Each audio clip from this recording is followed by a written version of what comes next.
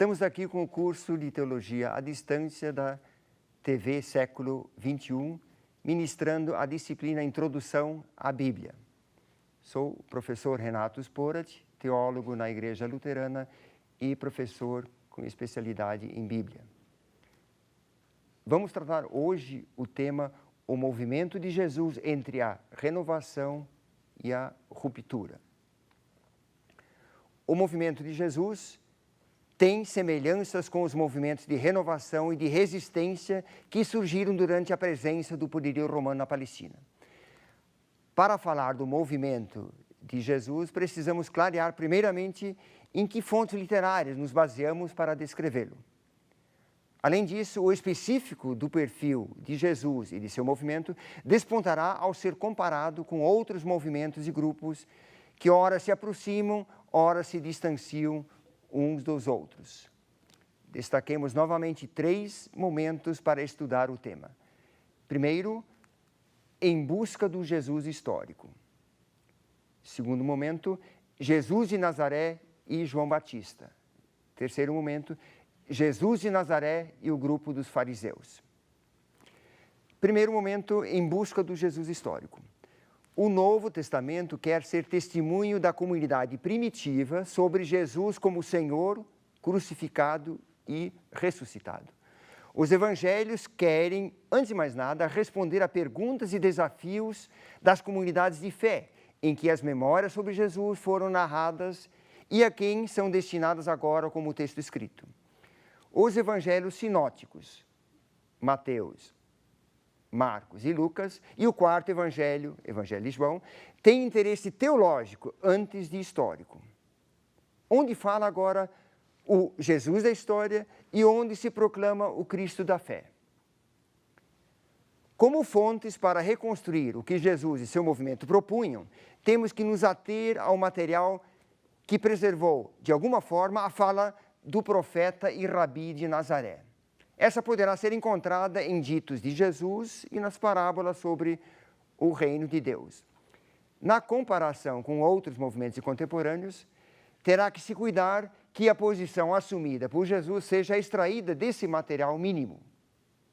Comecemos então comparando, nesse segundo momento, Jesus de Nazaré e João Batista. A partir do quadro desenhado na aula anterior, o movimento de Jesus nasce em meio a uma crise desencadeada por tensões internas na própria sociedade judaica, no fim do período asmoneu, bem como a partir da crise suscitada pela presença romana na Palestina.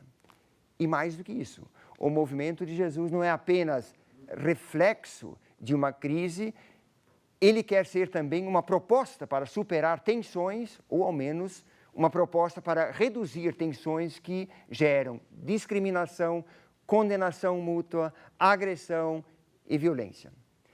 As tendências majoritárias dos movimentos de resistência e de renovação desse período nascem uma vez da utopia messiânica, apresentando seu líder como novo Davi e rei messiânico, ou então nascem do novo êxodo, no qual o líder conduz, com Moisés, seu povo para o deserto, formando o verdadeiro Israel.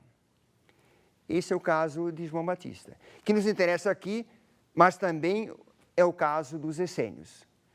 Um outro grupo, ou movimento intrajudaico, parte novamente da lei como fonte de renovação. Comecemos com João Batista. Em primeiro lugar, chama a atenção que os evangelhos apresentam Jesus muito próximo do movimento do Batista do Jordão. Uma avaliação apressada resumiria a diferença apenas no que diz respeito às consequências. O movimento de Jesus teria tido mais sucesso. A repressão ao movimento e a morte do líder surtiram um efeito contrário. O grupo se fortaleceu ao invés de ser abafado pelo poder romano. Numa fase inicial, talvez Jesus e o movimento de João até formassem um só movimento profético de renovação, anunciando o juízo e o reino de Deus, e conclamando a uma mudança de mentalidade de vida, assim chamada metanoia, em grego.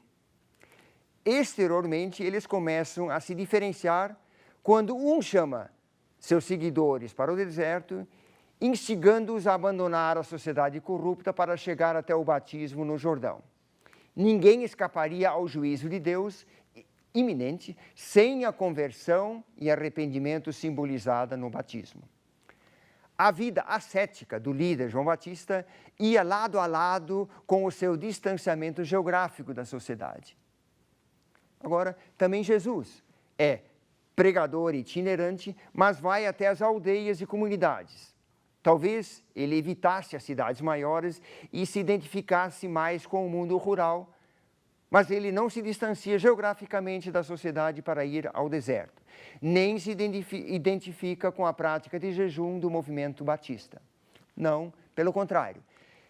Ele é visto participando de refeições em casas e opositores até o chamam de glutão e bebedor de vinho. Mateus 11, 18 a 19.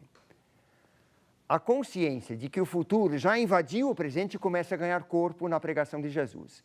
Ele questiona os críticos de sua postura, pouco condizente com o profeta andarilho e pregador de juízo e do reino de Deus, como João o representa, com a pergunta: podem, porventura, jejuar os convidados para o casamento enquanto o noivo está com eles? Marcos 2,19. O temor diante do juízo e do reino muito próximos é substituído na pregação de Jesus pela certeza dos tempos de alegria. O reino irrompe e é descrito com metáforas como banquete de bodas, tesouro no campo, pérola de altíssimo valor. O reino de Deus anunciado não é só evento futuro, já é presença da graça que poderá marcar todas as relações e todos os comportamentos. Qualquer mudança de rumo é possível não por causa de um clima de medo diante do juízo próximo, mas por causa de um clima de festa e de confiança, porque o domínio de Deus faz bem já agora e traz salvação. Essa é a tônica do ensino de Jesus, através de parábolas sobre o reino de Deus. Aonde Deus chega com seu domínio, segundo essas parábolas, ganha espaço a alegria, a aceitação incondicional, o perdão. O clima de medo e de ansiedade não precisa mais determinar a vida das pessoas que confiarem nesse anúncio do reino, feito pelo pregador itinerante. A diferença fundamental entre os dois movimentos pode ser caracterizada assim. O movimento de João prega a mudança de mentalidade e de vida visualizada no batismo, mas a motivação para tal é o medo do juízo divino iminente. O movimento de Jesus quer o quê? A metanoia por causa da alegria do reino futuro já invadindo o presente. Encerramos aqui a primeira parte dessa aula. Na parte que segue, vamos comparar Jesus e o grupo dos fariseus, que constitui um grupo expressivo contemporâneo ao de Jesus também. A gente se vê. Até lá.